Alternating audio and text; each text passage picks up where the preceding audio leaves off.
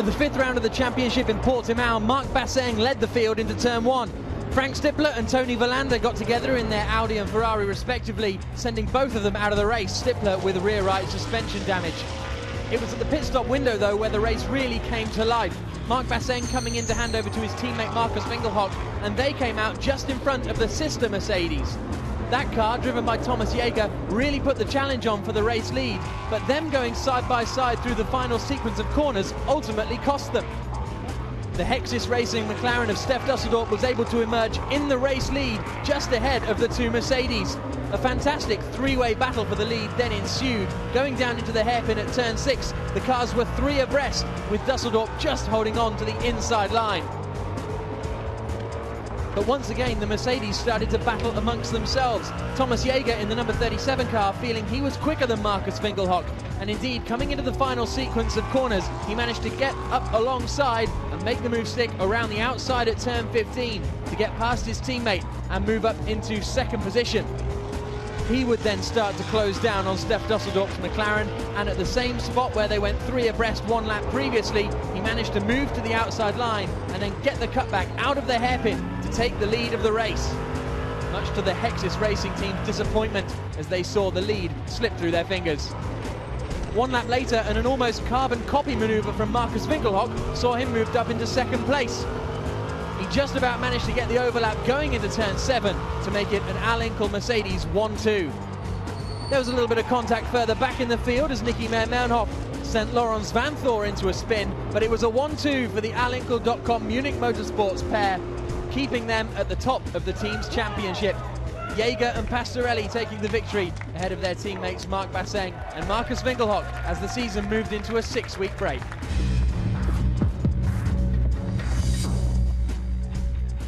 For the second time this season, GT1 heads to just outside of Bratislava and the Slovakia ring. Let's have a look at the entry list. Audi managed to refine some of their pace from earlier in the season, last time out at Portimao, and fresh from winning the Spa 24 Hours, Frank Stippler is confident they can continue the turnaround. Some bad luck during the season already, several times.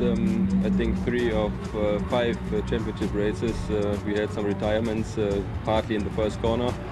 And this was the case in Portimao as well. I mean, I think we finished third, and with this kind of DOP we had until Portimao, and since the last 3 races it was always difficult to get a good start, and this results always in some trouble in the first corner. And yeah, if we start second row, you can be sure that the third and fourth row will be side by side in the fourth corner against the Audi, and this causes some trouble in the past. Michael Bartels and Hjalmar Berman won the championship race last time we were here at the Slovakia ring, and a strong performance in Portimao, if unspectacular, means that driver pairing are still leading the championship coming into this weekend. Hjalmar Berman's confident they can hold on to that position. I mean, it was the best weekend we've had the whole season here, so I was happy to come back here, and it's also a nice track, you know, it's fun, it's quite tight, but fun to race. And I mean, we're in quite good shape, so hopefully we can you know, stay at least in the lead of the championship and get a good result. Ferrari had strong pace in Portimao, locking out the front row in qualifying, but a season's best finish of 5th place for Francesco Castellacci and Enzo Ede hasn't been the way that they would have wanted their season to go. Castellacci feels, though, that the Ferrari car is suited to this Slovakian circuit. Yeah, it gave me and Enzo a lot of confidence. We did a really good job, both of us, in Portimao, where we did both, me in Q2, I did P2, and Enzo P2 also in Q3, and we had a good start of the race, and then we had some problem at the pits, but we hope to keep the same level of competition here, and I think the car is really good. It adapts quite well to this circuit since it's full of a mix of fast and medium corners, which adapts really good to the 458, and I think we will do a good job. The Sunred Ford GT team have still struggled to turn their outright pace into points. This weekend in Slovakia ring, Milos Pavlovic will be joined in the Ford GT by Andreas Zuber, who is now racing in his 3rd team of the 2012 season. Feels very good. First practice is now over. It's the stiffest GT car ever have been driven. So it's good because I come out of the Formula sport. I like it a lot. Now I need to do more laps in the free practice too. Get more used to the car, but I think we will be fine. Stefan Rossina will once again be at Lamborghini, hoping his home knowledge can pay off. But Peter Cox didn't race the last time GT1 were here, but with the Dutchman's wealth of experience, he should still be a front-runner this weekend. You don't have a lot of running time, obviously, with the 2 free practice sessions, and it's immediately straight into qualifying, and you have all top-level drivers, so you know I have to still get to that limit, but I hope now this second session will get me there. There should not be a reason why we should not be fast, but you never know. You know, as I said, it's so competitive, and obviously the situation regarding weather and temperatures are completely different, so we have to see how the tires and the car react to that. But in the basis, I think we should have a competitive car here. Yes. The Hexis McLaren team are still looking strong in the Teams Championship, running in second place. And Steph Dusseldorp and Fred Makovicky are still in strong contention for the Drivers' Championship. It shows that 2 months ago it was a really good race for us, and we hope so to do the same this weekend. It's really important if we want to keep to stay on the front of the championship and to try to fight against Vitaphone or Olinkel until the end of the championship. The Alinkel.com Munich Motorsports Mercedes had a fantastic weekend, last time out in Portimao, winning both the qualifying race and the championship race. But the Slovakia ring doesn't necessarily suit the car. I think that from all the remaining races, this will be the most difficult one for us. We struggle always a little bit with the top speed, and you know there's a really long straight here, so that's a bit of a problem for us. So we will see where we end up end of the weekend. We just have to try to make no mistakes and minimize the damage here.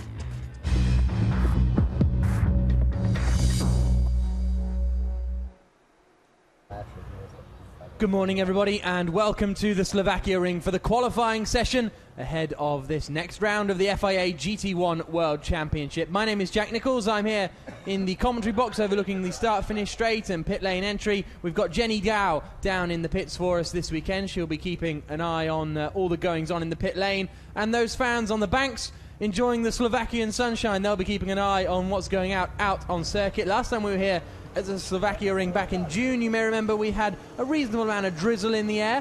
Some of the rain hit the race as well. But this weekend, it looks like this Slovakian circuit is going to be bathed in glorious sunshine. Here you can see an outline of the circuit. As last time, we do have a chicane in place after turn 2. We'll talk more about that in a few moments' time. But a fairly undulating track, not quite as undulating as some of the more spectacular circuits we go to, but this circuit as a pure track really does create a large amount of enjoyment with the drivers. You can see there the start-finish straight. There's a lot of quick to medium speed corners which make it a real challenge for the teams to get the cars working correctly and to get their tyres working correctly. As far as the points are concerned, Michael Bartels and Jelmer Berman top of the championship standings, 78 points now, edging clear of Fred Makovicky and Steph Dusseldorp second with 67 points. And so Marcus Winkelhock and Mark Basseng are still in the hunt for the points as well. And there you can see the team standings with Alinkel.com Munich Motorsports at the top of those championship standings there. So let's hear from Alvaro Parente. Hexis McLaren have struggled a little bit this weekend so far with reliability. He's with Jenny Gao. Yeah, you have been struggling a little bit, but have you, the big question is, found that problem and managed to resolve it? Well, yeah, yesterday was a tough day for us here in Slovakia. But hopefully today will be a lot better, and everyone looks confident. We had some work done to the car setup wise to improve on yesterday's performance, obviously, and well, who knows, it's difficult to say, but I think we'll be a lot better than yesterday, and fingers crossed that happens. Because I think in total the guys could only put in 9 laps yesterday compared to a lot of others who put in a lot more. Is that going to hinder you today? Obviously, for the ultimate performance, the last 2 or 3 tenths yesterday was important to do all those laps that you just said, but we had a little bit bigger issue than that. so hopefully we got back the time and we'll be okay for today. All right, good luck today. Thanks, Alvaro. Alvaro Parent towing the company line there as the McLaren test driver. He was involved heavily in the development of this car, and he's obviously not going to reveal the exact problems that the McLaren MP412C was facing yesterday. You can see the V1 racing team BMW just pulling into the pits there. I think that was Nicky Meyer-Melnhoff's car.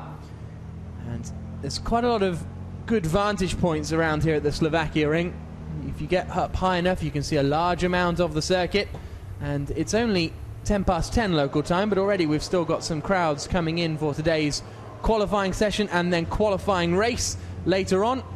This evening at 5:45 local time, the qualifying race will be, and you can see that live on the GT1 World website and various TV stations as ever. Jelmer Berman and Michael Bartels, top of the championship stand. Despite only finishing 5th in the championship race in Algarve, they built out enough of a cushion after their dominating performance here at the Slovakia ring last time. So they've got to be favourites really going into this weekend. They had a 3rd and a 1st in the qualifying race and championship race respectively, did Berman and Bartels, and their teammates looking very quick as well.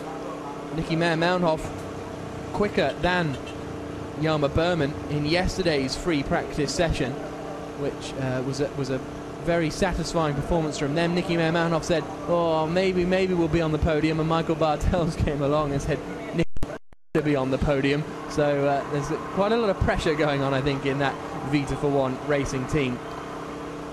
It's an interesting position to get ready. There is Nicky Meyer-Melnhoff ready to go, and I don't think I've ever seen a driver getting ready like that before. And I think he's bored of looking down the camera lens now, but he's going to be doing the first part of this 3-part qualifying session, which will get underway in around about 2.5 minutes time here at the Slovakia ring. Some of the marshals, I think they're out on the circuit. A different view from the ones at the S's at Snetterton, I can tell you. And we've got some fans up on the banks as well. It really is a great place for GT1 to return to because it provided us with some excellent racing. There's Oliver Jarvis in the centre. He's going to be driving the number 3 Audi alongside Frank Stippler. It'll be Stippler starting the car, which is why Jarvis isn't looking particularly fussed just yet. That chicane at the after turn 2 that I briefly mentioned, that is put in because you may remember last year in FIA GT3 European Championship that the cars were getting airborne over that crest, and with the faster GT1 cars here, it was deemed too dangerous by the FIA, and the tyre chicane had to be put in place, a la Barcelona 94, I think it was, in Formula 1, where they put in a tyre chicane. It's not quite as bad and as stop-start as that. It's a very quick flick. It's better than some of the chicanes at Zolder, frankly. So it's still an entertaining part of the circuit to watch from, because, well, just to give you some comparison to the pace, these cars, even with a chicane, are lapping about half a second slower than the GT cars last year, even with that chicane in place. So that's the kind of pace we're dealing with. Some 10 or 15 seconds a lap quicker than the World Touring cars when they were here earlier in the year. World Touring cars also not using the chicane, so one of the quickest disciplines to come to the Slovakia ring. Here's a look at the number 32 Audi then. This is going to be driven by Stefan Ortelli, you saw in the car there, and alongside him Laurence Vanthorpe. V10 Audi engine. They've struggled a little bit since Zolder, really, at the second round, where they hurt themselves with poor decision making in the pit stops. Since then, the Audis have struggled a little bit. They almost got back on track last time out in Portimao, where Oliver Jarvis and Frank Stippler picked up a 3rd place in the qualifying race to start 3rd on the grid for the championship race, but it all went a bit pear-shaped at turn 1. They got involved in a few incidents, and they ultimately had to retire from the race. Albert von Turnhen-Taxis is in there. He's going to be sharing this car with the local man, Stefan Rosina, and von Turnhen-Taxis is pulling away because we have had 10 seconds of this qualifying session already, and you can see the cars begin to come out of the pit lane. Now, no one will actually be eliminated in this first qualifying session. because of the amount of cars we have here this weekend, but it's still going to be an important session for the teams because they're going to treat it as a test session. And for these drivers especially, if they teammates can make it through into the top 8, the cars we're looking at now, these drivers will be vying for pole position. So talking to Mark Basseng, for example, beforehand, he was saying it's absolutely crucial that I get dialed into the track this morning because we've got a lot of support races here at Slovakia Ring. And so a lot more rubber is going to be down on the circuit. So it's going to be a bit of a different circuit to the one they were running on yesterday. So this 20-minute session still holds a great deal of importance. Out of the pits comes the number 1 car of Fred Makovicky. Now, these McLarens had real troubles yesterday between the two cars. As Jenny said, only 9 laps completed in that second free practice session, ending some 3.6 seconds off the pace. So it really was a troubled afternoon and morning as well. Things didn't go swimmingly there either, but we expect McLaren to have some decent pace. Tony Verlander out to the mid part of the circuit. That was just coming through the right-hander at turn 6. There's the Ford GT. Andreas Zuber is in that car. He's making his his appearance for his 3rd team of the season so far is Andy Zuber, but he really likes the Ford GT. Feels it's a very stiff car, a bit more like the single-seaters that he used to race back in the day. And Andreas Zuber really getting to grips with the Ford GT, which we expect to be quite strong here, actually. It should be a fairly good weekend for them. It certainly was last time, back in June, but they ended up getting involved in a first lap incident, if I recall correctly, I think with one of the Lamborghinis, and that gave them a puncture and forced them into retirement. So Tony Verlander out on the circuit. Little bit concerned about his pace. He was telling us just before this qualifying session got underway, because the hotter the conditions are, the more it affects the Ferrari, particularly the Ferrari's tyres, because they struggle to make the tyres last. The Ferrari and the Mercedes are probably the two opposite ends of the tyre care spectrum. Ferrari good in qualifying, but then they tend to disintegrate their tyres fairly quickly during the race, whereas the Mercedes tend to struggle to get the best out of them during the qualifying session, but then come on strong in the race. Verlander through turn 2. We're going to get our first look at the chicane now. A very quick right-left. You can see Verlander not particularly pushing there, getting nowhere near the barriers as you would expect, and then down into turn 3. See, nowhere near pushing, taking an age to get back on the power. And now we're looking at Fred Makovicky. This is important for him because he's not going to have had much running at all. It was yesterday afternoon was session, because a lot of the teams give one driver the morning session, the other driver the afternoon session. Yesterday afternoon was Makovicky's session, and he managed an out lap, a hot-ish lap, and an in lap.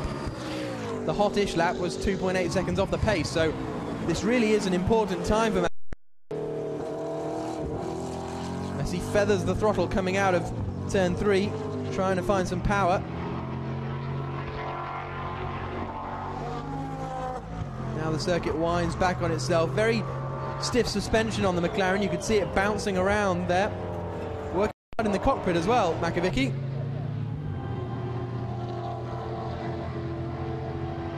Through turn 7 and into turn 8. Now this is one of the best corners on the circuit coming up here at turn 9. We saw Stefano Telli have a massive moment here in qualifying back in June. That's one of the best corners on the circuit. Over the crest of the hill, down into the almost hairpin of turn 10, which then doubles back on itself through the right-hander of 11. And then back out onto the back straight, up over another crest. All the crests you can see are actually access tunnels for getting into the center of the circuit.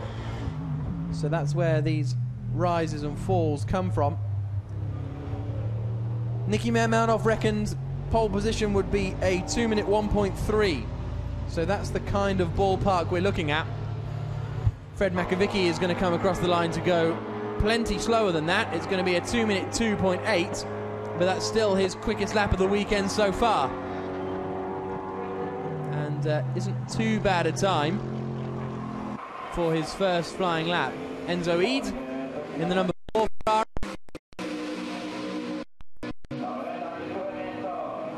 He and Francesco Castellacci looked very strong in qualifying in Portimao, qualifying second on the grid, which Eid was delighted with. His best qualify. Oh, Barsang is going for it, isn't he? He said he wasn't going to hold back and he'd try and get as much pace out of the car. And he's absolutely thrown it through that first corner. And he has now, well, he had set the fastest first sector time, but then Fred Makovicky improved on that. So Fred Makovicky perhaps looking to be quite quick, as we saw it. The McLaren's quick out of the box, but they are going to struggle to completely get their full potential out of the car. Through turn 9 comes Marc Basseng, so 38.152 in sector 1. He's getting very close to the edge of the curbing there, so he's not taking it easy. The back end stepping out a little bit as he breaks down for turn 10. What kind of middle sector time are we looking at here from Marc Basseng? 59.5 would be a kind of decent time. 59.2, so that's a pretty strong performance. Down into the final sequence of corners, the long turn 13, which then kicks back through the dogleg of 14.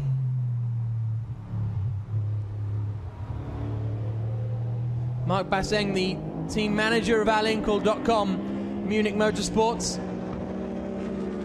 And this is going to be a 2 minute 2.1. So again, about 0.8 of a second off where we really expect the pace to be, but this is only the first segment of qualifying. Remember, no one is going to get eliminated in this first session. As Fred Makovicky continues on his way, if anyone can run well with limited experience, it's him. And there's Nicky Pastorelli. He not too fussed about going out. He hasn't yet been out on the circuit. The 29-year-old from The Hague in the Netherlands. Euro 3000 champion back in 2004, was a test driver in Formula 1 with Minardi and Jordan in the mid-2000s. Very experienced driver. More dust being kicked up by Tony Verlander, whose best time so far is a 2 minute 3.4. He's slowly getting into it. 37.9 in the first sector. Not particularly impressive.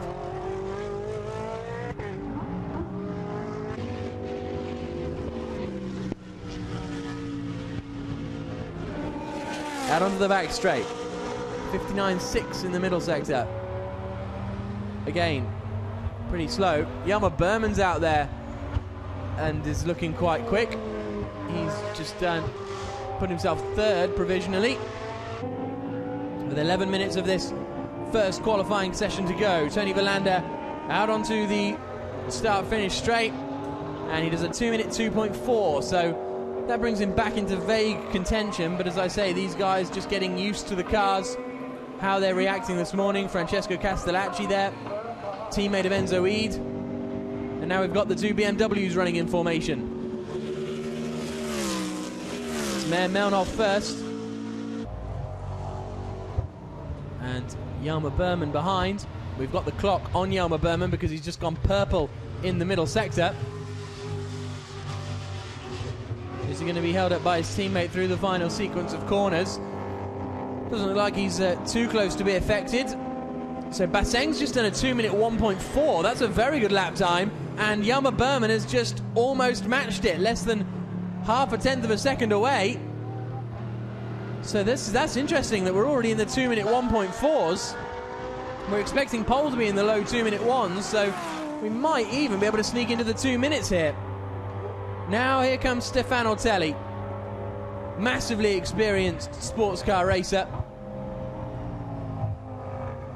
French Super Touring Car champion all the way back in 1995, 2002 Porsche Super Cup champion, NGT class champion in FIA GT in 2003 and 2004, French Carrera Cup champion in 2004, and the LMS GT1 champion in 2007. Le Mans winner as well. Not many drivers out there with a record than Stefano Telli. And he's managed to go third then with a 2-minute 2.0. Some of the teams reckon that the Audis are sandbagging so far this weekend.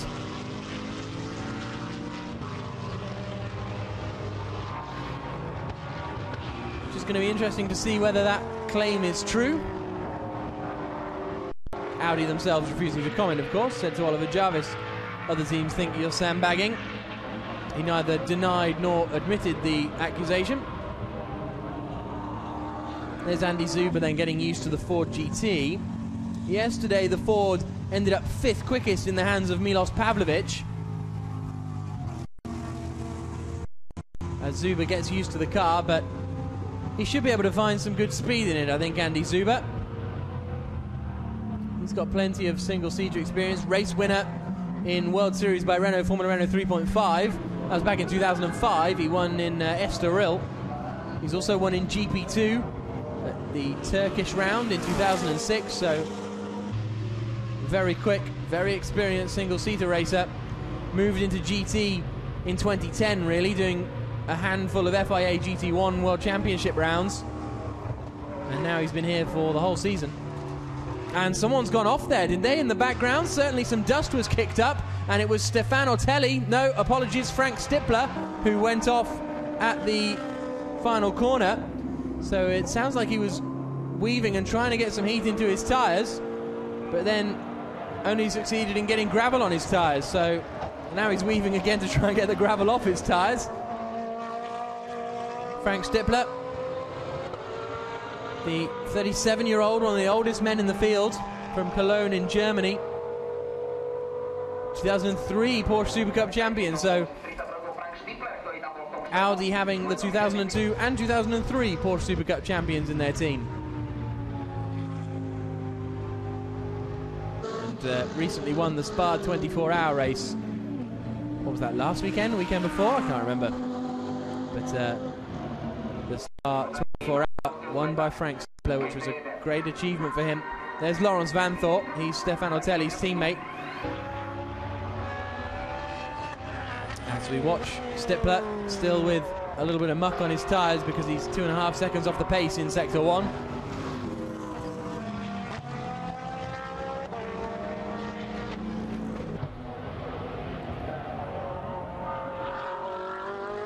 Now Stefano Telli has just jumped to the top of the timing screens with a 2-minute 1.267, a fantastically impressive time from Ortelli.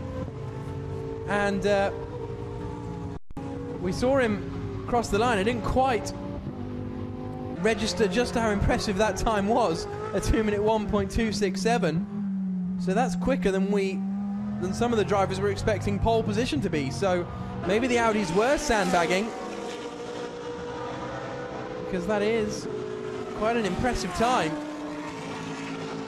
Ortelli was on for a quick time in qualifying here back in June. We thought he was a contender for pole position, but then he got it all wrong at turn 9, skidded off onto the grass and bounced around a little bit. But maybe here he's managed to turn that pace into something more effective. Yama Berman lost 20 seconds on his last lap through, so not quite sure what happened to him. His last lap was a 2-minute 20.071. I don't think he came into the... Oh, he's come into the pits now, that'll be it. The Audi team looking a bit mischievous down there. So Stefano Telli is quickest so far with 5 minutes of Q1 remaining with a 2-minute 1.267. So this is very relevant, because this is, in effect, the kind of pole position shootout we're going to be seeing. Yelmer Berman second quickest, 2-minute 1.330. Mark Basseng third quickest, 2-minute 1.460. So at the moment the top 3 cars are separated by 0.2 of a second. And then we've got a 0.6 of a second gap back to Nicky Meyer, Fred Makovic, Tony Verlander and Andrea Zuber.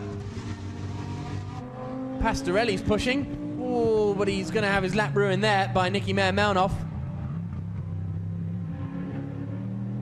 Tried to look to the inside line at the hairpin at turn 10, but couldn't make it through, and he's going to lose a considerable amount of time there. 59.9 is 1.5 seconds off the pace, and into the barriers hard has gotten the number 24 car of Albert von Turnhen-Taxis. That's on the exit of turn 2 that Albert's got it wrong. And that will bring out the yellow flags, possibly even the red. Great to see the door open and Albert about to climb out. And he's all right, which is fantastic to see. But that was quite some speed he took into the barrier, and the red flag is brought out. Stefan Rosina there, Albert's teammate. And what's happened there?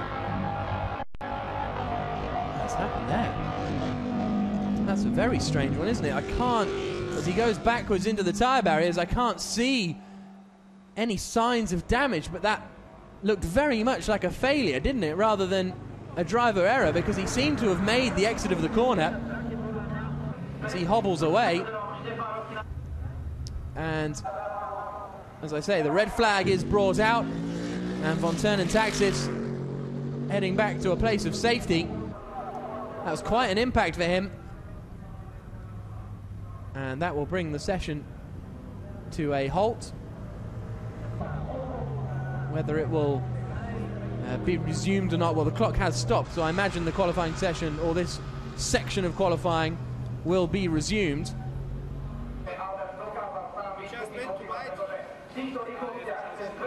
And well, the Lamborghini team reckon he just went too wide, but it looked to me as though he was a little bit out of shape as he went. There you can see the damage it's done to the Armco barrier there. So we think there may be a front left puncture or something. Let's have a look. Oh yeah, you can see it looks like it might, the front left might be shredded there. Quite difficult to tell, because it's difficult, isn't it? Because he makes the exit of the corner absolutely fine. And yeah, I think front left puncture isn't a bad shout, but it's difficult to quite tell from that angle. Let's wait and see if we can spot it when the car comes all the way back around. That is quite a speed he's gone into the barriers there, though. And as I say, good to see Albert getting out, but that is an interesting one. It didn't really look like driver error, because he'd finished the corner. He'd finished the corner, and he'd run out wide and got on the grass a little bit, but nothing to cause that severe an incident. So I fear we may have a little delay here as they have to fix the Armco barriers down there on the exit of turn 2, because you can see how far they've been bent.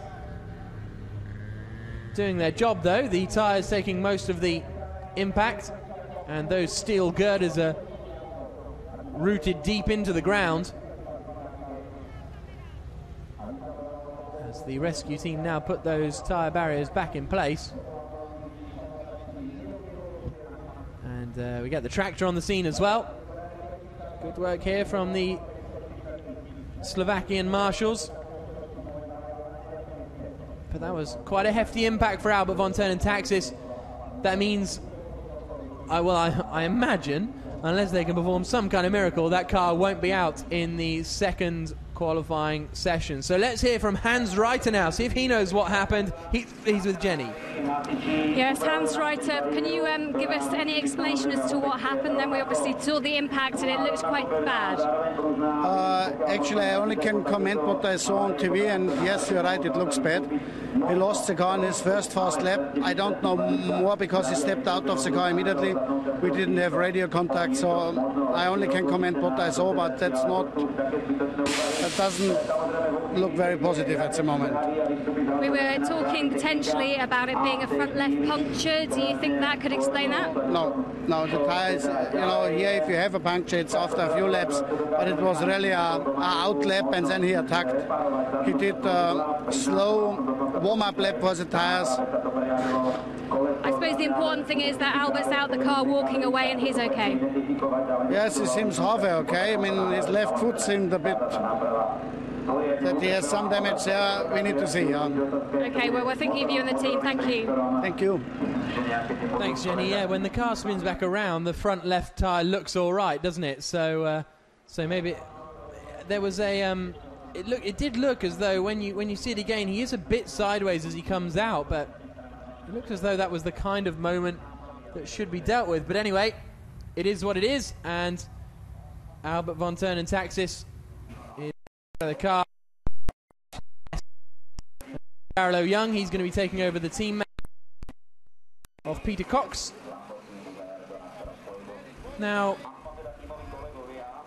I think Peter Cox had only just gone out in this session because he's only done a 2-minute 11.475, and I don't think Peter Cox had any problems. So I don't have a screen here that says exactly how many laps Peter Cox has done, but 2-minute 11.475 isn't particularly strong for them. But I imagine, as Albert had just gone out onto his fast lap, that the same was true of Peter Cox, as Albert von Turnentaxis gets put into that ambulance and gets taken away to the Circuit Medical Centre. But it is always a relief when you see the drivers get out of the car under their own steam. And now the 24 Reiter Engineering, and they're very disappointed that the qualifying session has been brought to a temporary halt. As you can see, they're looking around saying, when will this session restart? And they're in one of these support car pits, and they will remove Albert's car.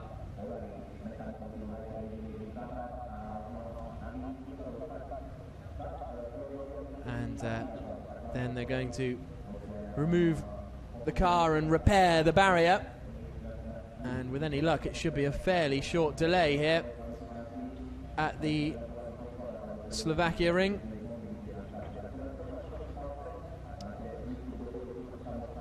And so let's have a look. And this is the a second angle. This is from the exit of 2.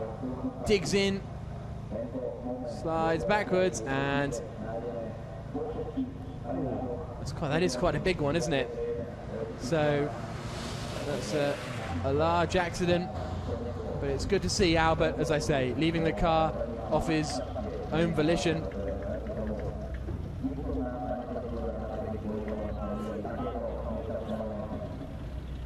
So, how are things looking up at the front? As we said, Ortelli, Verman and Basseng, the 3 quickest. Audi, BMW, Mercedes, all within 0.2 of a second of one another. So it looks like that may be where the pole position shootout is going to come from. We can't discount Fred Makovicky.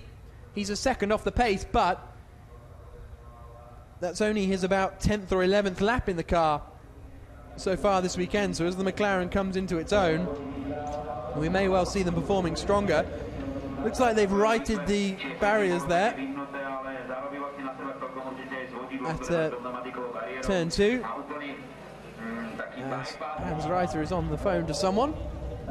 They've pushed the barriers up straight. They'll just have to put in a little bit of mud and ground to make sure those steel girders remain in position. It's a lovely day here at Slovakia Ring. It's been a glorious week so far, and it's going to provide us with some entertaining racing later on today with the qualifying race, which is going to be coming to you live at 5:45 local time, which is 4:45 GMT. We go on air a little bit before that, naturally, but the actual race gets underway at 5:45 local time. Frank Stippler chatting with his engineer. And Oliver Jarvis seeming satisfied with that. Stippler's only done a 2-minute 4.5, so he's another driver who has really got into the swing of things.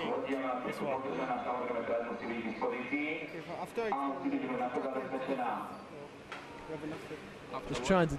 We have, it's the in lap for the track. When did it start? Track length after cycle 1. This looks good. It's here. It starts here. So you try to... So Oliver Jarvis fairly satisfied with how things are going, and you can tell a lot from the data that the cars get when they bring it back. So even if it's a poor lap time so far for Frank Stippler, they can see where the positives are. And they're going to be hoping that the Audis can make it into the top 8 shootout after their difficult season. It still started so well for them in Nogaro with a 1-2 in the championship race. Lawrence Van Thor and Stefano Telli taking the win. You can see track temperature up to 42.3 degrees. Air temperature 26.7. And you can see the marshals now removing the tyres. You always think you can push them out of the way, but they're pretty heavy. They're designed to stop cars, so they're not going to be light things, are they? There is Niki Melmanov's car. He's out, and he's a bit warm by the looks of things. And he has so far set the 4th quickest time, 2-minute 2.182. And looks as though he was just called over to have a chat. And he's going to be a bit disappointed to be so far off Hjalmar Berman's pace, 0.8 of a second at the moment. There you can see the rear of Axis's car. Oh, that's a bit of a mess. Let's really cross our fingers that firstly Albert is fine, and secondly they can get that car out for the qualifying race later on. We saw Niki being beckoned over by Jenny Gao. Let's see what he has to say. He's down in the pits. Yeah, Niki, obviously the session stopped at the moment, but how is the car performing this morning? Car is really good. We had to pad in new brakes and so on, so we took it really easy, and there was no need to push for us because we knew we were going to be through.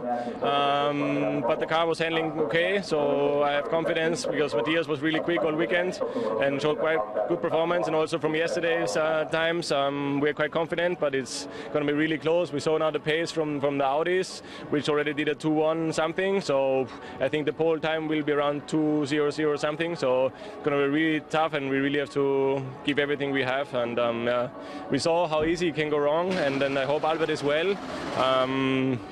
But it's to the safety of the car. I think he get out okay. So, but all the best for Albert and get well soon. I hope he can race tomorrow. Thank you, Niki. Niki Melmanov, teammates with Albert von Turnen Taxis last year in FIA GT3 European Championship. Those two get along very well indeed, and it's good to see that he's wishing him all the best. So here's a look at the classification, because that first section of qualifying will not be resumed. Stefano Telli, the quickest man, 2-minute 1.267. BMW second and fourth, Hjalmar Berman guiding his car to a 2-minute 1.3. Marc Basseng in third place, the first of the Mercedes who really, up and down the paddock, the talk is they're the favourites this weekend. Niki Melmanov in fourth place, just about a second off the pace, but as we just heard from him, he's not particularly fussed about that. Bedding in brakes and all that palaver means that he didn't push particularly hard. Fred Makovicky, fifth position for him, so the McLaren's still in the hunt, I would say. Tony Verlander's going to be disappointed to be 1.1 seconds off the pace. Andreas Zuber in the Ford GT in seventh position. Albert von Turnen Taxis, 9th classification, but I don't think we're going to see that car out again. And in 13th place, Peter Cox, 10 seconds off the pace. I think they were just cruising around and not really pushing, or at least I hope so, because the Lamborghinis have looked fairly strong so far this weekend as Albert car heads away. So let's hear from the quickest man in that session. A very impressive lap time from Stefano Telli. He's with Jenny. Yes, Stefano Telli, that was an impressive show in that first session. Yeah, I think I really had a good lap. I took a lot of pleasure by pushing hard. I don't think really the others did push because they've been a lot quicker than us yesterday, but we closed the gap with the BMW and the Mercedes, so I hope it will be a big fight till the end of the qualify.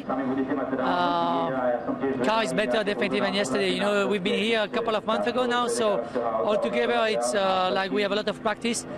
it's a very good layout of the track. You know, it's a fast track. It's really interesting. I like to drive here. I have to ask you, some people were saying that you were holding a little bit back in this car's performance, and we've seen how fast you were. Is that true then? Were you holding a little bit back and sandbagging? I not really sure I understood the question. If you want me to answer that question, I will say that we pushed bloody hard, but yesterday we were also pushing very hard, and we were P6 and P8, so we have to wait Q3. We do the maximum to take the best result. Top 3 will be fantastic for us. All right, Stefan, thank you. Thank you. Pushing very hard is perhaps what Stefan Ortelli meant there. And he heads back into the garage. And another look at the back of that car. It's never nice to see the rear of a Lamborghini looking like that. But they've got a reasonable amount of time to get the job done. What is it now? 11:15. So they got until 6:15. We're about to see it again. And the more I look at it, the more it does look like driver error, because Albert was out of shape just on the exit of 2. There goes the rear wing. And yeah, he's on the slide as he comes out. He gets on the gravel, and then it may just be a case of overcorrecting. Here comes the hit. A lot of times with accidents, the more you watch them, they seem less ferocious, but not this one.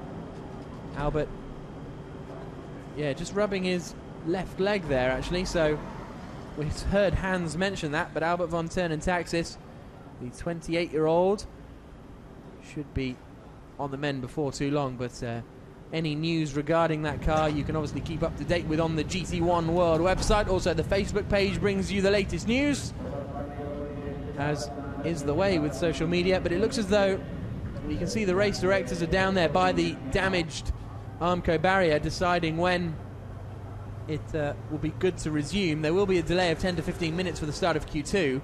That will that message was put up a little while ago now, so hopefully it won't be too long before we get the session back underway. But Albert von Ternentaxis has been driving Lamborghinis since 2006 now, where he was the Lamborghini Manufacturers Cup champion in FIA GT3. Runner-up in ADAC GT Masters in 2007 and 2008. But let's hear how the Hexis McLarens are getting on. Philippe Dumas is with Jenny. Philippe Dumas is here with me. You can tell us a little bit about what's been happening with the car. We know you did quite a lot of work overnight. Yeah, you know that we had a lot of trouble last time here, and the result at the end was not so bad. It's difficult to explain what happened yesterday, but we are probably the only team with a new car this year in the World Championship. So it will be difficult during qualification, but now we find a problem for sure. And it will be better and better in qualification race. And you know the good punches are tomorrow, so believe me, Hexis will be there. So when it comes to qualifying today, what's your plan? How will you address it? Qualification is not the most important point for Hexis since the beginning of the World Championship. So I don't care about qualification. We lost too many times yesterday, so we need to improve the car and do two good races tomorrow. So you're confident that when it comes to race pace, this car has still got what it needs to perform, the reliability issues are sorted? Yeah, I think it's okay, it's on the right way. McLaren GT work really hard with us, and we are world champion 2011, so I think we're still a really good team, maybe the best, so we'll see at the end of the season. Yeah. He likes to slip that in every now and again, does Philippe Dumas. Things aren't going well, but we are the world champions, and they are looking tough to repeat that feat, certainly with the teams championship, because they're second in the teams championship, but they're quite a way off the Alinkel.com Munich Motorsports team now. Alinkel with 156 points, 109, so they have fallen back a little. It's mainly been due to reliability problems. The last 4 out of 5 races have seen a retirement for the number 2 car of Gregoire de Moussier and Alvaro Parent retired both races here at the Slovakia ring and the second championship race at the Algarve, so it's been a tough year for them. This is down at turn 3 where we saw some overtakes going on. Little Michael Schumacher fan. And there you can see the course car and various officials.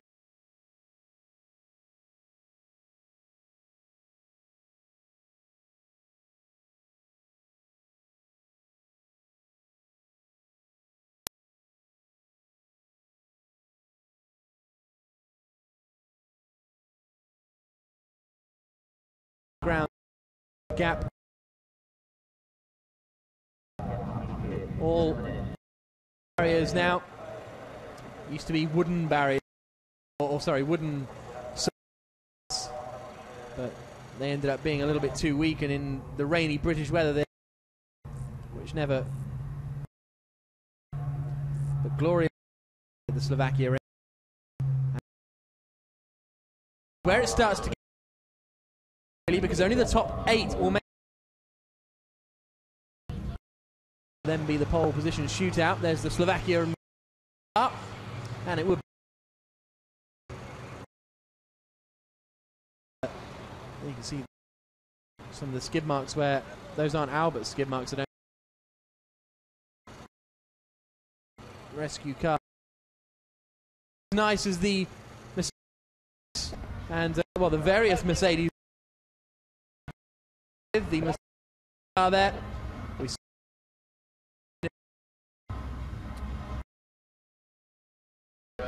so quite in the same caliber, I wouldn't say, but that's me. That's my free score. There's the ride in that this weekend.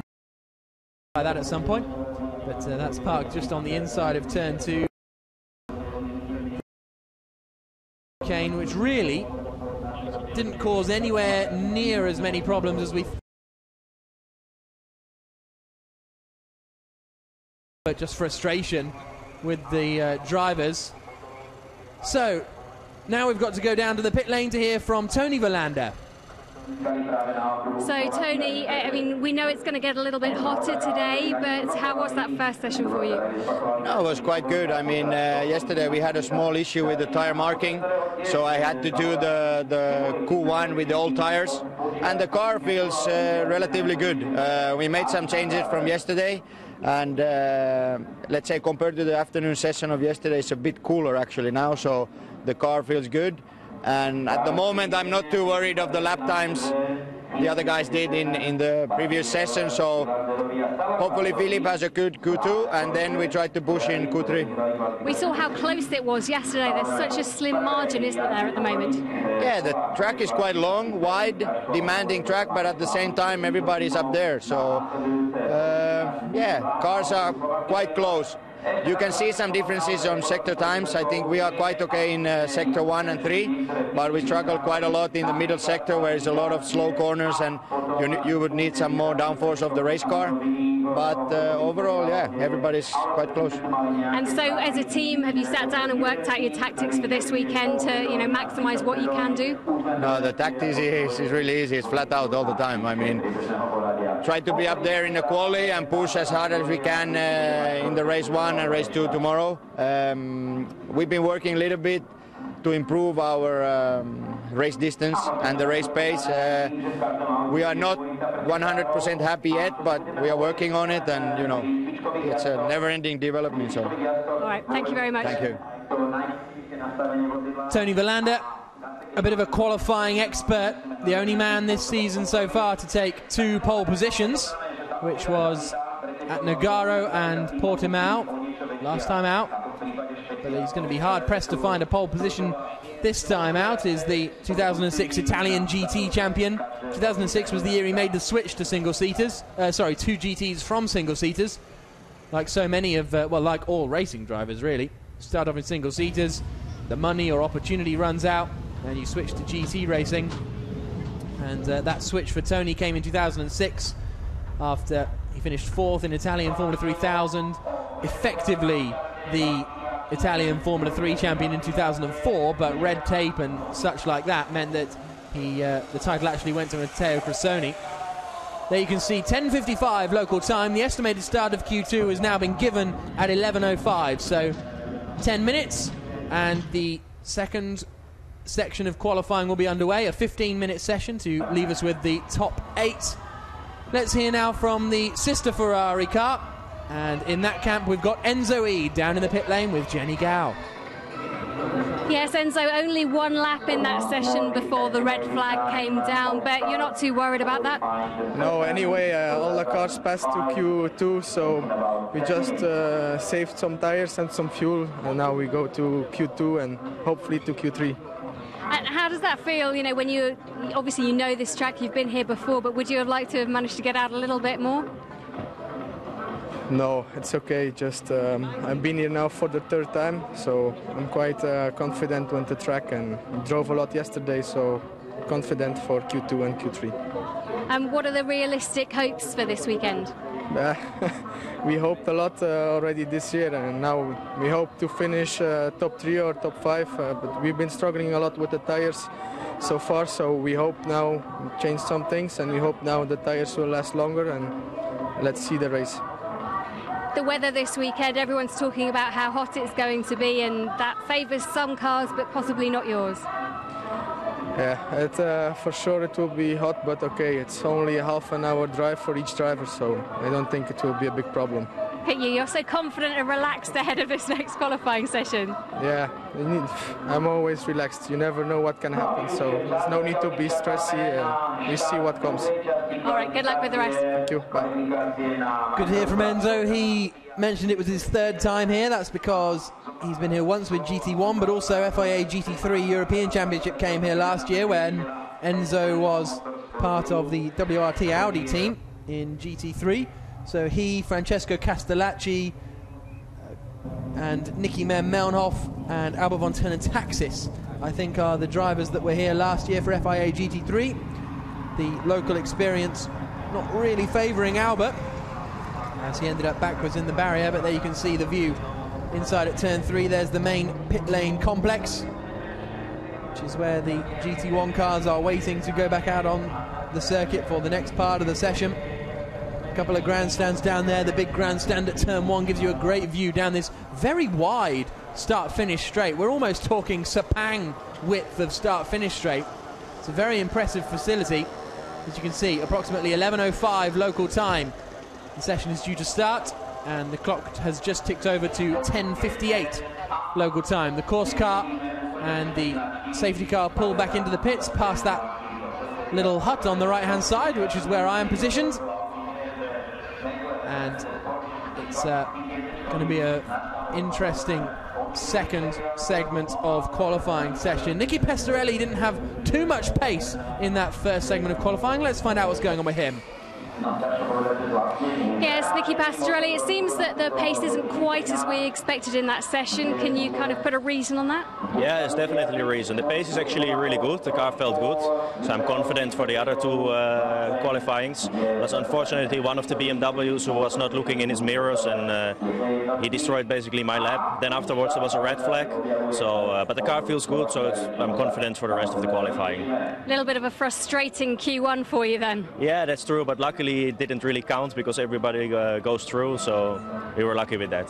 Nicky, I have to say, you guys all have a little smile on your face this weekend. You feel fairly confident with this car this weekend, do you? Yeah, absolutely, and it's actually going a bit better than what we expected before coming here, you know, with the long straight and everything, but the car's handling really well, so yeah, we are all happy about that. I was going to say, what are the key characteristics for this circuit? You know, we've already been here this season, but what are those characteristics? It's a bit a mix, you know. You have the long straight, but on the other hand you have the infield where you need a lot of downforce, so you just have to find the right compromise between that. And your guys, your engineers, your mechanics obviously are finding that right compromise this weekend. We are on the right way, so we are looking to improve it more and more, and hopefully we have a good result in the race, because that's where it counts in the end. Okay, good luck, thank you. Running 2 setups on those Mercedes this weekend. Mark Basseng reckons his is quicker, but Nicky Pastorelli and Thomas Jaeger pretty satisfied with their setup. They often tend to start with different setups at the beginning of the weekend, tend to head away from one another, but yet still end up running at a similar pace, which is quite interesting. Here's an aerial view of the Slovakian circuit. You can see one of the access tunnels I'm talking about just on the left-hand third of your screen. And it's a new circuit, but no tarmac runoff to be seen. No tight corners leading to long straights, which is the Tilke way. Let's hear now from Mark Basseng. He's down with Jenny Gao in the pit lane. Mark Basseng, just looking at both of your cars here, and this weekend you guys, as we just said, are feeling fairly confident. Yeah, we feel really good. I mean, my lap was okay. I mean, I think we never finished Q3 on P3. So we'll see. Marcos is now in the car. He will use his 2 sets to see what is possible. And then in my in the last qualifying, I get back in the car and see where we can end up. It's a little bit of a disrupted session, obviously, at the moment, which is frustrating for you guys, but obviously necessary. Yeah, but the most important thing that Albert is okay. I was already at Reiter and asked, and they said he went out of the car and was waving his hands. But I'm sure he will have some neck pain or something like that because it looks really horrible, the crash. And I can just hope that the mechanics can do something with the car to keep him back in racing. Otherwise, it would be a shame just have one Lambo here. Yeah, it's important to get as many of these cars out as is physically possible, isn't it, for the championship? Of course, yes. I mean, we have a really good quality, no question about. On just the quantity is a bit the problem. But I think we show every time again how good this championship is from the competition. So if we have 6 more cars, it would be the best championship in the world. But we try our best. Tell you what, it's a pretty tight championship at the top, isn't it? Yeah, definitely. At the moment, I mean, just the team championship, we had the lucky punch with Portimao with a 1-2. Then you gain a lot of points. But we know that an advantage of this can be disrupted in one weekend easily. If Vita 401 has a good weekend, the Drivers' Championship is always close, so I think it will be a last race, last lap decision, but that is what we are fighting for. So is it a mixture of consistency and going for the win? How do you balance that? The thing is, no mistakes, you know, make at the pit stops no mistake. You need to be quick at the pit stop and consistent, and the car needs to be consistent, and the driver pairing needs to be consistent. And then you make points on race 6 where you're not expecting it, and that I think is the goal for the championship. All right, well, let you get back to it. Thank you. Thank you. So 2 minutes until this second segment of qualifying gets underway. Many thanks to Jenny for chatting to Mark Basseng, whose work is done for now. He hands over to Marcus Winkelhock.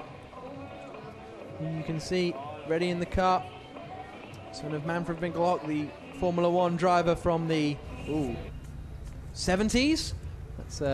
That's tested my Formula 1 knowledge just a little bit too hard there. I tested it myself, I suppose. But you can see a bit of heat haze over one of the crests.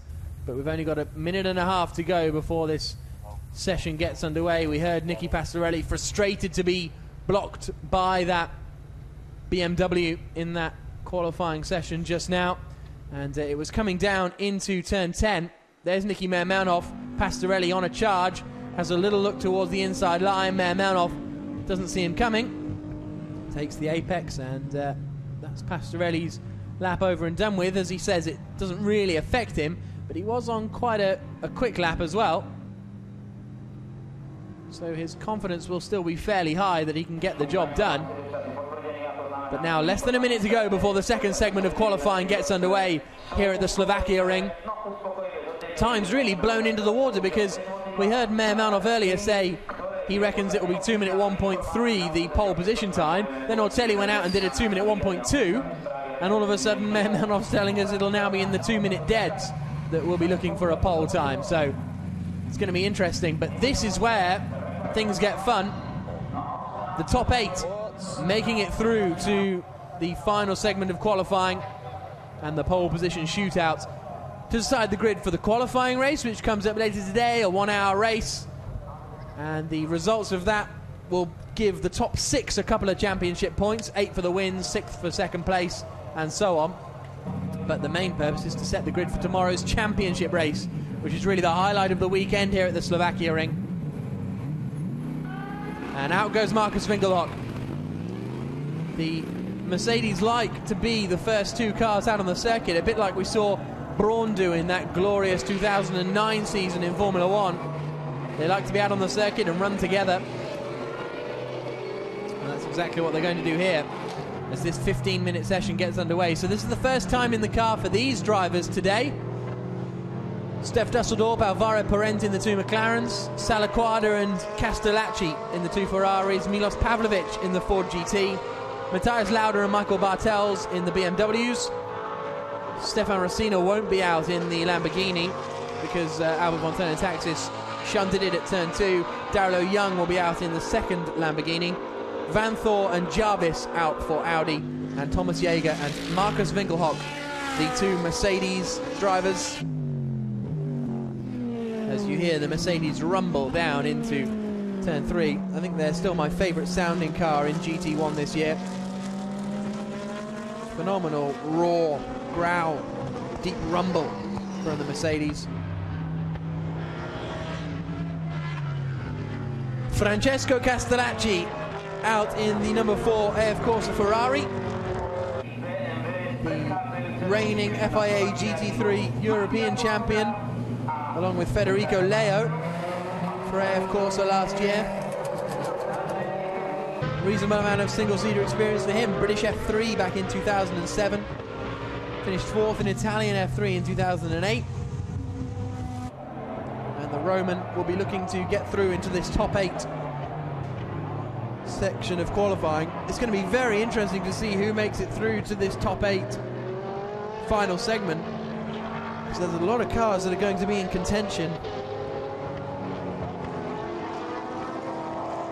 If we look at yesterday, 8th to 11th was only covered by 1/10 of a second. 8th place Ortelli did a 2-minute 2.5, Rossina did a 2-minute 2.5, Castellacci did a 2-minute 2.5, and Verlander did a 2-minute 2.6, so it's going to be a very tight battle. So Marcus Winkelhock is going to be the first man to set a flying lap. Down into turn 1. Down into 3rd gear. Over the first of the crests, and then into the turn 2 where we saw Albert lose it at the end of that first qualifying session. A little bit of a run wide. Slings it through the chicane, but not really pushing quite yet, Marcus Winkelhock. 37.897, not a bad first sector time. Not bad at all, actually. Didn't seem to be pushing the limits too much there at the chicane, but he still managed to find a decent time, the quickest of any of the drivers that we've had out so far through that first sector. Quicker than the Ferraris, quicker than the BMWs, quicker than his teammate. Not quicker than Alvaro Parente, though, who's just done a 37.867 in that first sector. So, oh, he runs wide there, Winkelhock, coming out of turn 8. Through 9 and then up the hill.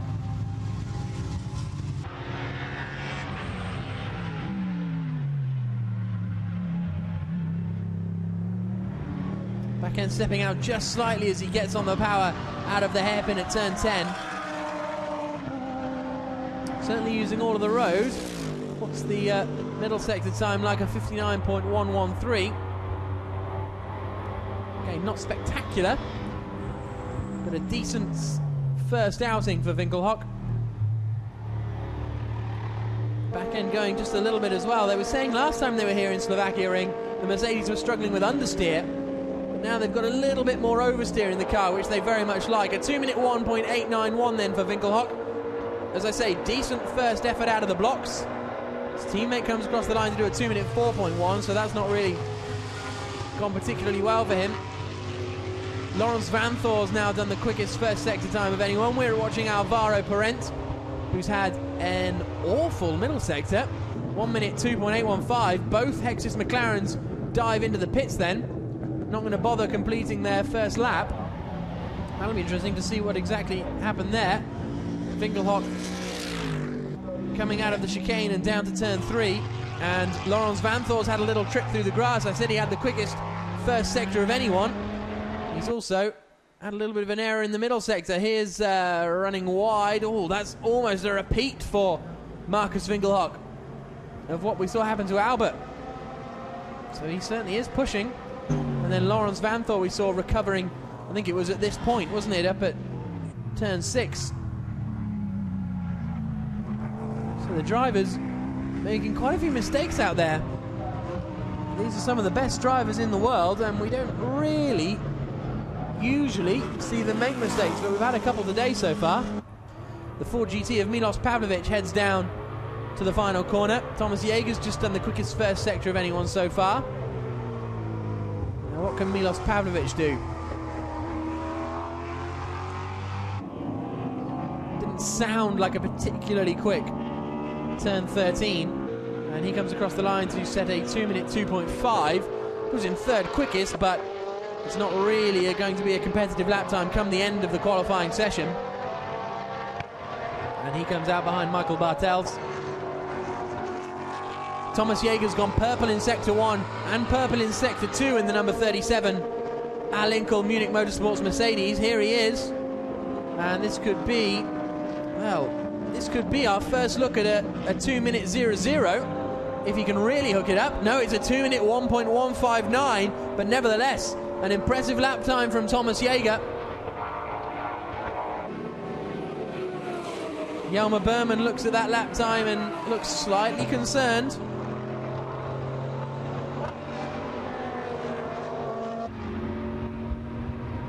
The McLarens then straight back out into the pits. Alvaro Parent then came out just to check everything was all right, I suppose. Laurens Vanthoor again has gone quick in sector 1. What's Parent's lap time like in that first sector? Well, this is his out lap, isn't it? So it's going to be a not impressive one.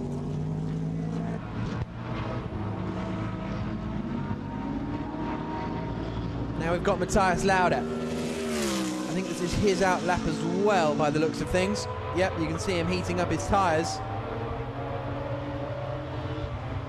as he comes down into turn 13, the long right-hander, which really puts the strain on the front left tyres.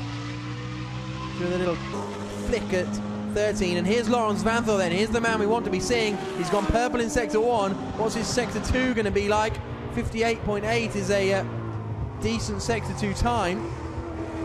He's done a 59.2 in that middle sector, so he's 4/10 off in the middle sector, but he's had a decent run through sector 1, so we're looking at a low 2-minute 1, I think, here for Laurens Vanthoor. Across the line he comes, and it's a 2-minute 1.460, which puts him up into second place. The man from Hasselt in Belgium, he's basically from Zolder. He can see the Zolder circuit at turn 2, I think. He can see out of his bedroom window when he's, or his bathroom window I should say, when he's brushing his teeth in the morning. He's a very recent graduate to GT cars. Finished second at the Macau F3 Grand Prix back in 2010, so an impressive single-seater record behind him. Now we're looking at the 33 car though of Oliver Jarvis. He comes across the line to do a 2-minute 1.6. Good lap time from Jarvis. He's arguably got an even more impressive single-seater record behind him. 2006 British F3 runner-up behind Mike Conway and ahead of Bruno Senna. And Jarvis is finding the pace here. Audi second and third. BMWs at the moment 9th and 10th. The session is not exactly turning out how we would have expected. Back end stepping out a little bit for Matthias Lauda as he tries to get it stopped for turn 10. As a result, doesn't really take the best line, I don't think, through that corner. Apexing a little too early. He's found some time though in the middle sector to the purple. So that shows why I'm not a racing driver. Vanthoor again has gone quick in sector 1. This is a very interesting qualifying session then, because Matthias Lauda is about to stick himself into the 2-minute 1s, I think. Well, his first sector wasn't very impressive. He does manage to get into the 2-minute 1s. 0.437 is his split. Vanthoor's done a decent middle sector. So this could put him potentially to the top of the timing screens.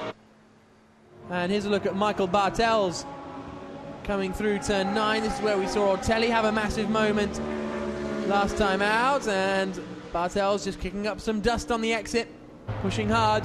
Vanthor came across the line to move up into second place. Didn't improve on his final run through, he improved his lap time, but I should say his third sector wasn't particularly strong. If he'd have hooked up his third sector, he'd now be the quickest, because we've now got 2 cars on 2 minute 1.1, Jaeger and Vanthor. Here comes Parent, what can he do? 2 minute 2.0. Still struggling. He set the fastest lap of the race last time we were here at the Slovakia ring. Alvaro Parent, Philippe Dumas, who we spoke to earlier, looking his usual impassive self. Now let's check in on Philippe Salaquada, 10th quickest so far. 2 minute 2.6 is his best time. Ferrari's looking very, very weak so far in this second session. 10th and 12th respectively.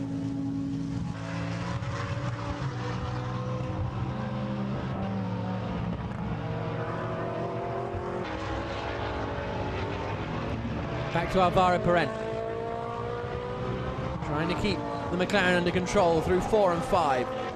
Into 6. 5 and 6 really becoming one corner ultimately. Little kink at 7 for the slow third gear corner at turn 8. I say slow comparatively really, because it's a pretty quick circuit, and Alvaro Parent is pushing hard. 37.5 in sector 1 is good. Only 0.2 off the quickest first sector of anyone. Taking a much wider line into that corner, apexing later as a result. What's this middle sector time going to be like for Parent? If it's in the 58.6s, he's going to be looking good. Oh, it's a 59.6, so, oh, well, he did have that run wide, didn't he, actually, at the exit of turn 8, so that'll cost him a little bit of time. He's still got a lot of dust being kicked up in front of him. Has anyone gone off there? Doesn't look like it. Someone is running a little bit wide, I imagine. So I think this is going to be a 2 minute 2 for Parent. Might squeak into the ones if he's lucky. No, it's a 2 minute 2.023. 24.7 in the final sector is good. So it's just that middle sector where he's struggling. He lost a second in that middle sector. And it's still Philippe Salaquada, the slowest man out there. It was Milos Pavlovic who kicked up the dust in front of Alvaro Parent we just saw there, because car 10 has been out and back in at turn 13, which is Milos Pavlovic in the Ford GT. 37.9. So 0.6 of a second lost in the first sector alone for Philippe Salaquada. Our only Czech driver in the field.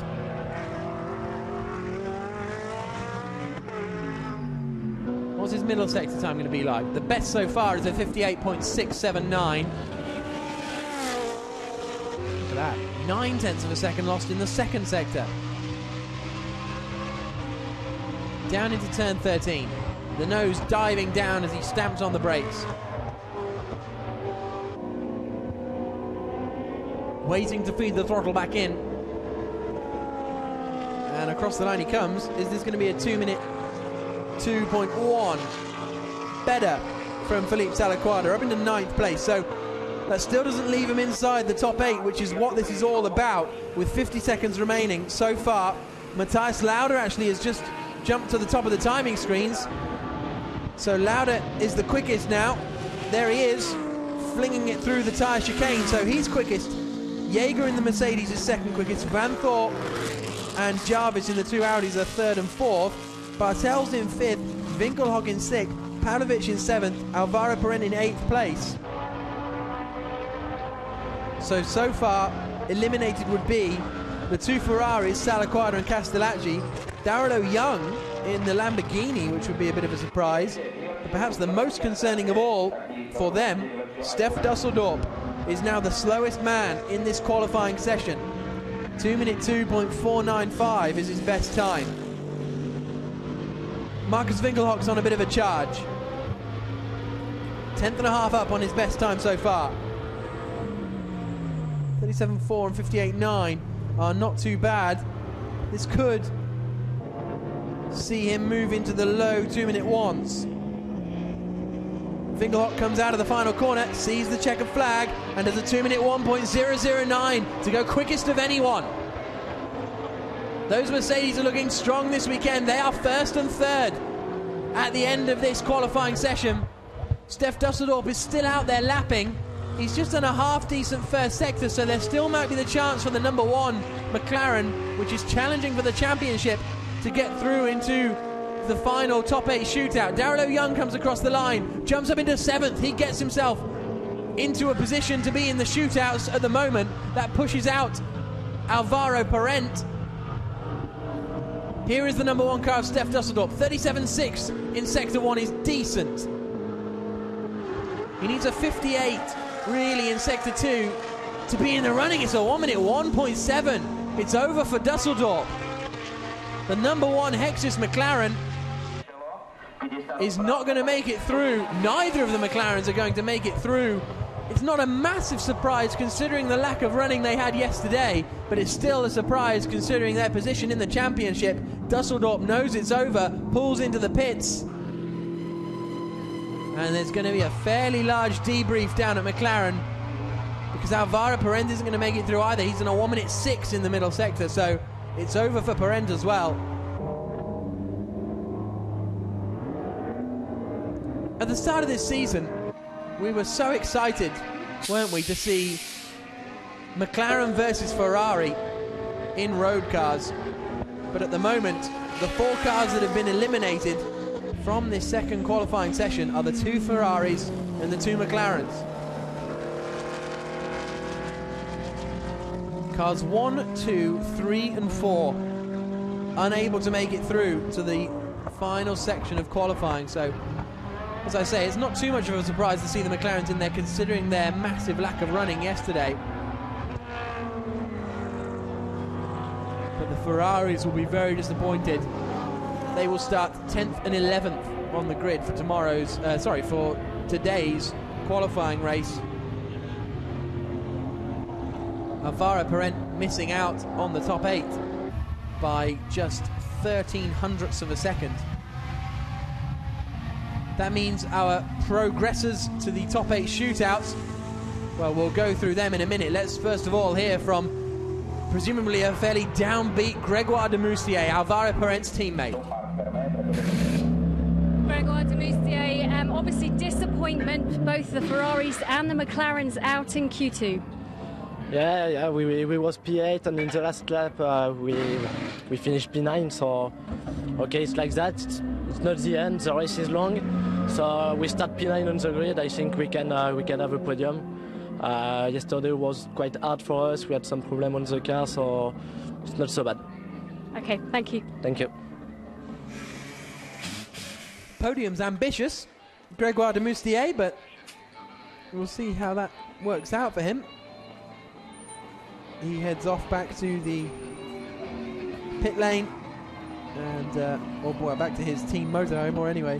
So there you can see the not qualified cars, 2 McLarens, 2 Ferrari 458 Italias, and you saw the Ferrari there pulling in, turning left, going straight to Parc Fermé. So this means then, well, we'll have a look at the classification in a few moments, no doubt, and then we'll give you a full rundown of who has made it through. Well, let's do it now, shall we?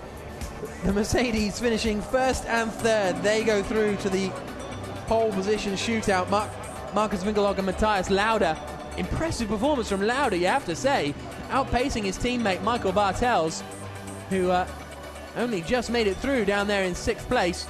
The 2 Audis through as well.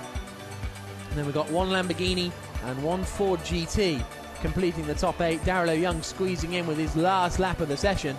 Milos Pavlovic in the Ford ending up setting what was his lap time, a 2-minute 2.0, which is a little bit surprising considering yesterday they managed a 2-minute 2.2. So I expected them to find a little more pace today, the Fords. But there you can see a 2-minute 1.009, the quickest lap time in that session, set by Marcus Winkelhock. I think pole position is going to be whether who can delve into the 2-minute zeros. We said Matthias Lauda had done a solid job. Let's hear from him now. Matthias Lauda, that was pretty impressive. You must be very pleased. I'm very pleased. We already know yesterday in free practice 1 we've been first. Our car is really good.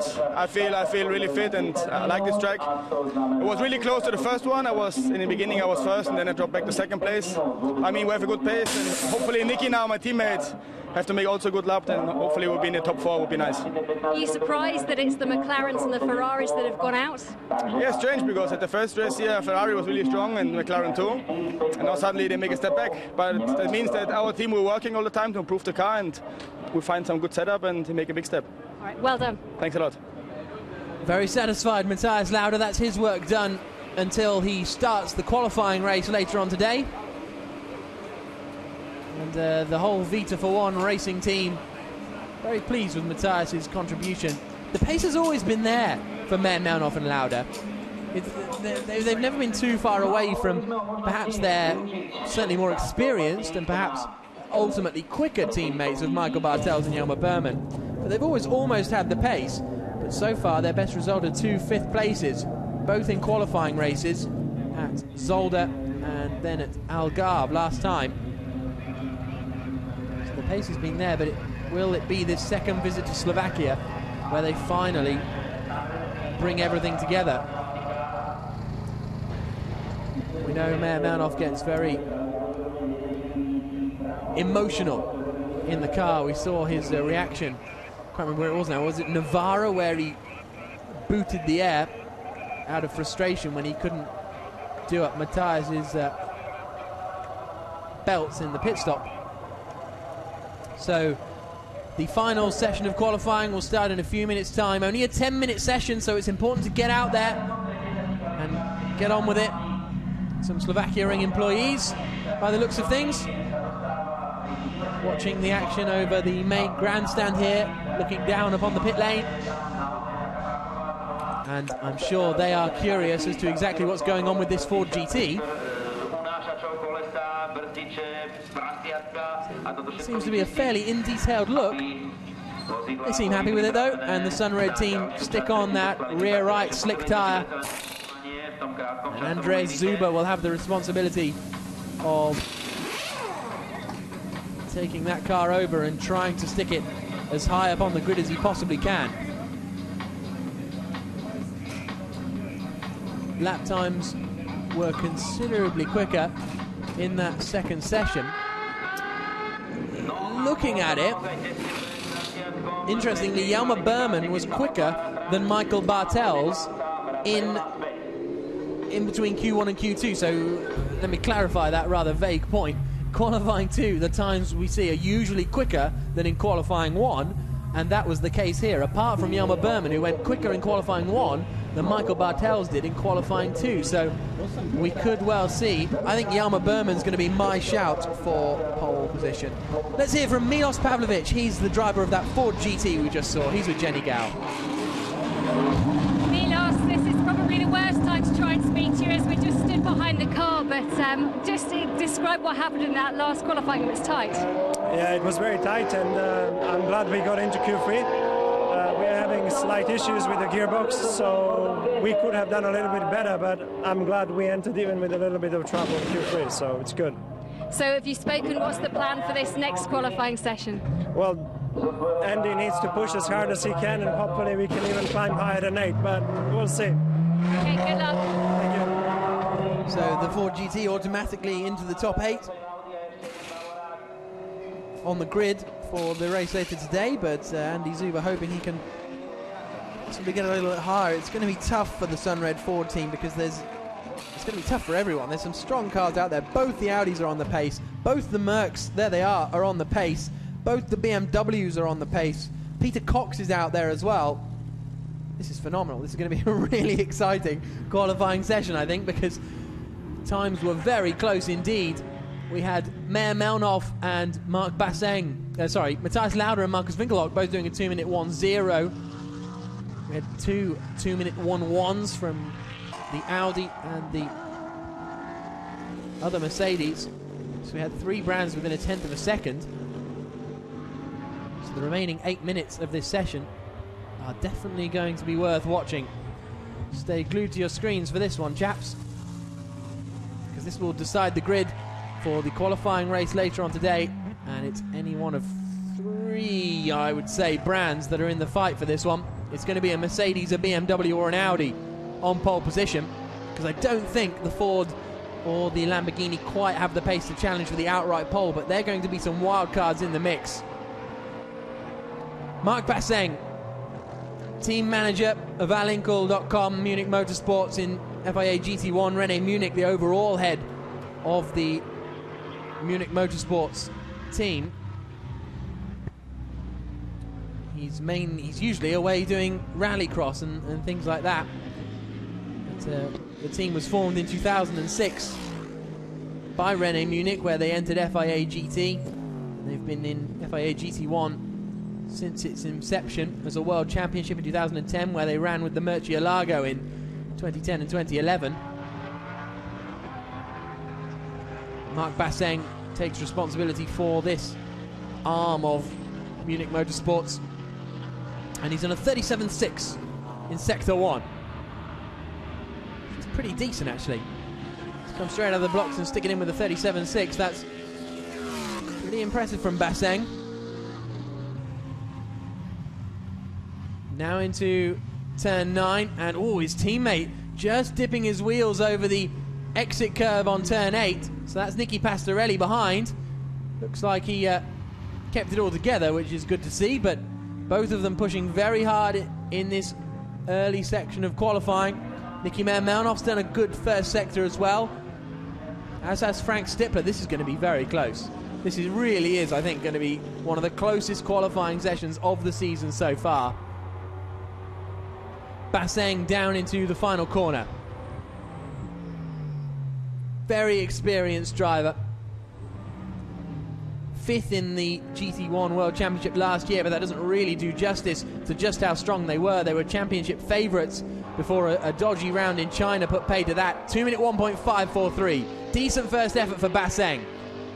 Pastorelli is a 2-minute 3.0. I think he lost a lot of time running wide. There's Thomas Jaeger on the left-hand side, Nicky Pastorelli's teammate. Now here come the Audi and the BMW. It's been a good first sector for Nicky Melmanov. Middle sector is decent. He's not going to be quicker than Marc Basseng. This is going to be a high 2-minute 1, I think. 2-minute 1.6. Very good final sector, actually, from Nicky Melmanov. That's where the BMWs tend to be stronger. A bit of dust has been kicked up in the background there. Hopefully nothing too severe, as we watch Stefan Ortelli. Purple in Sector 1, 37.363. That may well be the quickest first sector we've had, actually, so far this weekend. The middle sector is decent, although not quite as quick as the Mercedes in the middle sector. But Ortelli comes across the line, and this is going to be a 2-minute 1.373. So we've still got maybe half a second to find. Berman is the first man to dip into the 2 minutes, and it's a phenomenal time, a 2-minute dead 0.684. Hjalmar Berman on his first flying lap has absolutely trounced the field. That's the kind of lap times we were expecting eventually in the next couple of minutes or so, but Berman's come straight out of the blocks and stuck it on provisional pole position. A little bit of dust being kicked up by Ortelli as he comes out of the chicane and down into turn 3. He's backed out of it. So I wonder if that was quite a lot of dust he was kicking up on the exit of the chicane. Now Nicky Melmanov, a 37.6 in Sector 1 is 0.3 off the best time. Yes, car 32 took the escape route at the chicane, so Ortelli obviously going straight on there, and as a result backing out of the lap. So at the moment BMW is on top with Hjalmar Berman. Marc Basseng in the Mercedes is second. Third is the Audi of Stefan Ortelli. Melmanov, Zuber, Stippler, Pastorelli and Cox completing the top 8. Mermanov does a 2-minute 1.0. Mark Basseng has now crept into the 2 minutes as well. He's only a tenth of a second, less than a tenth of a second, behind Hjalmar Berman in the battle for pole position. Still 2.5 minutes to go. And here we're going to see a replay, I think, of Ortelli, presumably running a little wide and straight lining the chicane. Or does he just get his braking wrong? Oh, he properly gets in the gravel there. That's a massive moment for Ortelli. Wow. That's exactly what happened to Albert. He just kept his foot in. Look at him bounce. That's phenomenal from Ortelli. He likes to have the moments here in qualifying, doesn't he?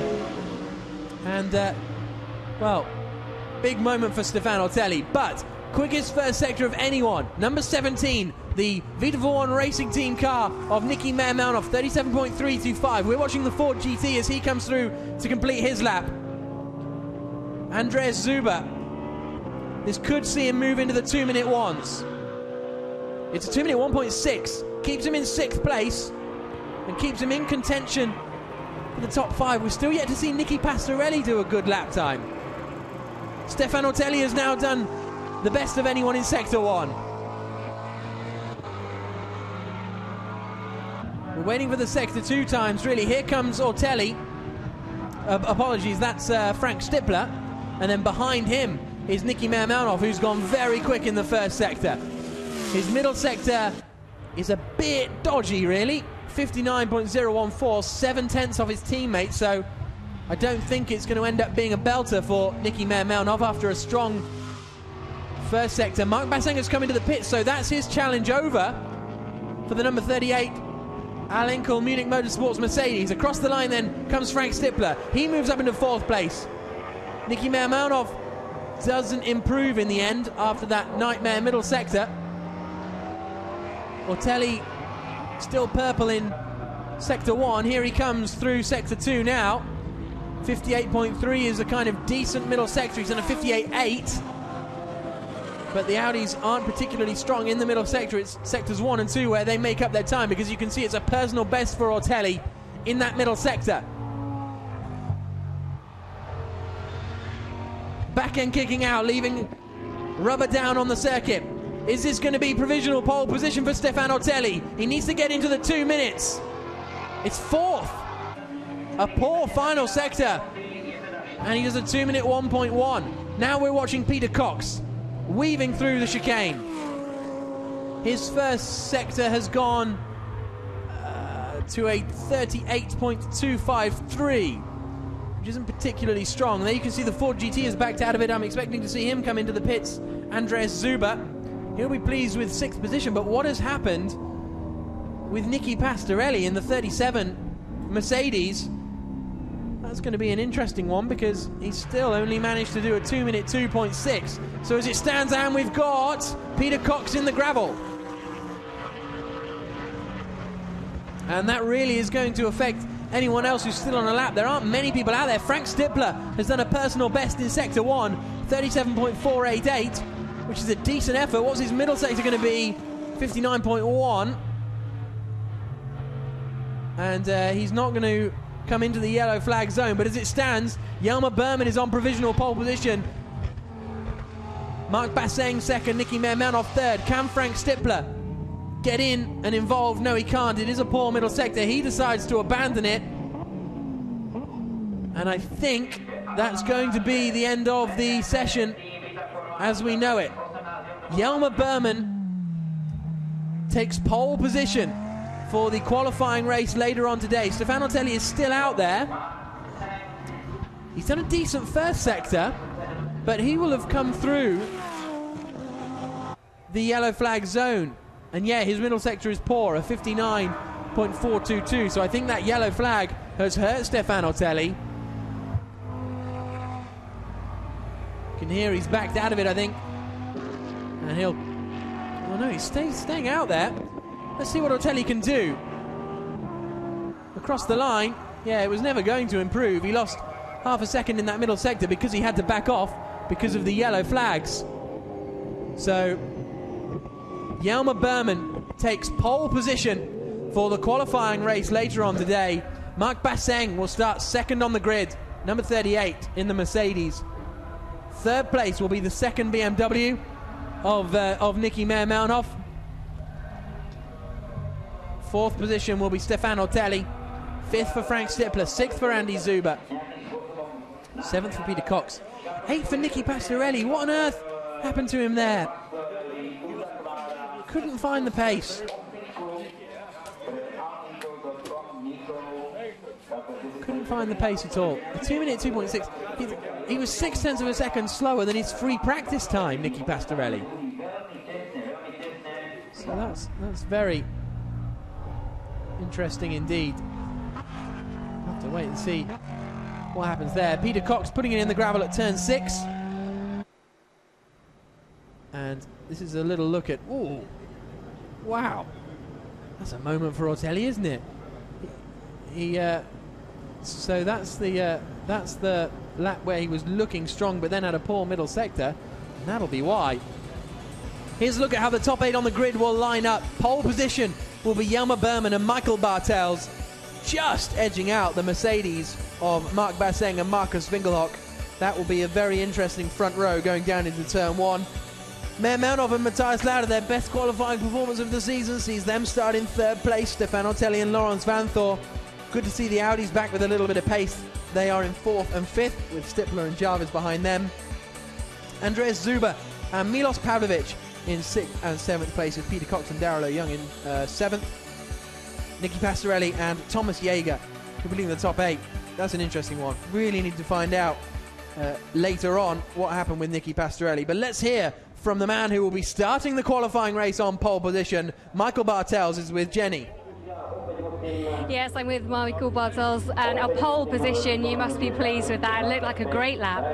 Yes, I think Jelmer did in Q3 incredible fast, competitive lap, which shows, like we discussed yesterday, and that we brought the car in the window of the performance. And now, after this single flying lap, of course, we have to work for the race distance, which makes, of course, a different setup necessary. But I think also from their side, we are in a good shape, and we hope that it's really hot with hot asphalt temperatures, because this fits very well to the car. It's set to be a fascinating start, isn't it, with you guys alongside on the front row? Yes, also our second car in the team with Matthias and Nicky is in 3rd position, which is the best qualifying so far. So hopefully we have a good race together, some support, but our direct competitor for the championship is in the front row in P2, so I think we can expect a good race. All right, well done, thank you. Thank you, bye. I think Michael's spot on. We can indeed expect a good race. Both of those two, though, will be fairly satisfied that their other main championship contender, the number 1 McLaren of Steph Dusseldorp and Fred Makavicki, will be starting all the way down in 12th position on the grid. We've seen strong drives through the field from the Hexas McLarens before, but that's usually where they have pace and then end up not performing in qualifying for some technical reason. But here, they don't really have the pace yet because they just haven't got the laps in. So, pole position for Jelmer Berman and Michael Bartels. As he says, him and Marc Basseng and Marcus Winkelhock alongside each other on the front row is going to be one to watch down into the first corner. And I hope you can join us for the qualifying race later on this evening, because it's going to be very entertaining indeed. Another almost evening race, not quite as late as we had the qualifying race in Navarra, which started at about 8 o'clock, wasn't it, local time, but it's still going to be a spectacular view as the sun goes down here over this Slovakian circuit. About 40 kilometers, about 45 minutes, let's put it that way, outside of Bratislava, which in itself is a very impressive city, and it's probably where most of these fans have come from, and they'll be back. Well, they'll probably sit here and watch the support races and then watch the qualifying race later on today. So here's a look at the drivers' standings. It's Bartels and Berman and Marc Basseng and Marcus Winkelhock that are really the main protagonists as far as this race this afternoon is concerned. Of course, we've still got to keep an eye on Fred Makavicki and Steph Dusseldorp, because they are very much involved in the championship battle as well. Ortelli and Vanthoor not completely out of the running, but it's not looking good for them, frankly, because they have not been on the pace until now, since Zolder at the second round. As far as the teams are concerned, you can see Al Inkel still top of the championship, still performing very strongly. And this is going to play into their hands with a second place, but it's really Vita41 Racing Team who have had the strongest team results in that qualifying session. First and third on the grid they will be. So let's hear from Marcus Winkelhock. He's going to be starting on the front row alongside Michael Bartels. He's with Jenny. Marcus, another very tight Q3, but you've managed to put it on the front row. Not quite pole. Yeah, unfortunately not, but it was, as I said, really close. But I think Mark and me, we can be happy with P2. First row is absolutely not that what we expected actually this weekend. So we are really looking forward now for the race. For us it's important to score points. And if we finish up on the podium at the end, it's just great for us. Jelmer managed to put in a terrific last fast lap in that, so it means that the two of you going head-to-head yet again. For sure it will be a really tough race later. The BMW is really quick, the Mercedes is quick, so at the end it's probably also depending on the pit stops we do during the race, but for sure it will be really tough today. And I have to ask, heat-wise, are you happy if it gets hotter than this? Yes, actually I like it. If it's hot, because the Mercedes treats the tires pretty good over the distance, even if it's hot. So I think that fits to our car. Marcus, thank you very much. Good luck for this afternoon. Thank you very much. So Marcus Winkelhock will be starting on the front row of the grid after that qualifying session, which was delayed after that first session because of the accident for Albert von Turnentaxis. So as a result, we've brought you all the action here, and we'll be going off air in exactly 3 minutes' time at 11:50. Local time, so still time to bring you a little more reaction to what's gone on here at the Slovakia ring. It is interesting to hear the teams talking because they really want the weather conditions not so much that they suit their car, but so that they hurt other cars. The Mercedes is soft on its tyres, so therefore it wants the weather conditions to be hot so that all the other cars rip their tyres to shreds, and the Al Inkel Mercedes can cruise through to the win. Not that it's going to be quite that straightforward come this afternoon, because the temperature will have dropped by the time the qualifying race comes around, I would have thought. And of course none of these teams have had running that late at night. With the race starting at 6:15, we're going to be finishing at about 6:45. So it's not the kind of time we've seen running so far this weekend. Let's hear from Philippe Dumas. He's the boss of Hexis Racing. Philippe, obviously not the session you were hoping for. Can you talk us through what happened? No, I think we improved a lot the car compared to yesterday, and I think we do the right job. To be honest, we did the right job, and the drivers and the team. Difficult to tell more. I think there is a big problem with the balance of performance, but I don't like to tell about this. Believe me, we pushed really hard during the session, and we are 1 second off.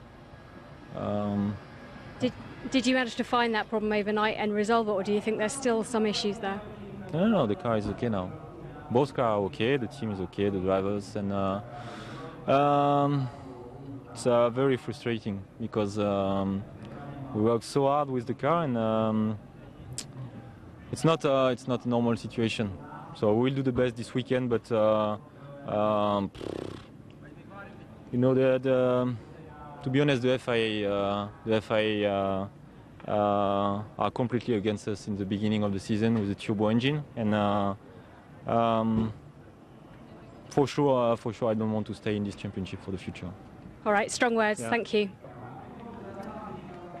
So let's have a look at the. So thank you very much for joining us this morning for the qualifying session.